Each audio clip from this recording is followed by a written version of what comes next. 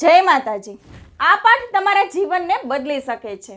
તો કયો છે એ પાઠ? ચાલો જાણીએ। એ પહેલા આ વિડીયોને શેર અને ફોલો અને લાઈક જરૂરથી કરી દેજો। પહેલું છે દુર્ગા સપ્તશતીનો પાઠ। આ પાઠ કરનાર વ્યક્તિ રોગ અને ભયથી મુક્ત રહે છે। બીજું છે વિષ્ણુ સહસ્ત્ર નામનો પાઠ કરનાર વ્યક્તિ જીવનમાં ક્યારેય ભટકતો નથી અને તેને ધાર્મિક માર્ગદર્શન મળે છે। ત્રીજું છે કનકધારા સ્તોત્રનો પાઠ કરનાર વ્યક્તિ ક્યારેય ધનહીન નથી રહેતો અને સમૃદ્ધિ પ્રાપ્ત કરે છે। ચોથું છે સુંદરકાંડનો પાઠ કરનાર વ્યક્તિ કોર્ટ કચેરી ઝઘડા અને વિવાદોમાંથી રાહત મેળવી શકે છે। પાંચમું છે ગોપાલ સહસ્ત્રનો પાઠ કરનારને સંતાન સંબંધિત સમસ્યાઓમાંથી મુક્તિ મળે છે।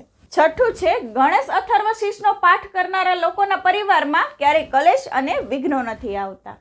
અને સાતમું છે આદિત્ય હૃદય સ્તોત્રનો પાઠ કરનાર વ્યક્તિ સમાજમાં વિશેષ ઓળખ અને માન સન્માનની પ્રાપ્તિ કરી શકે છે।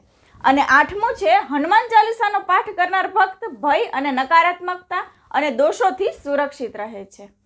જય માતાજી।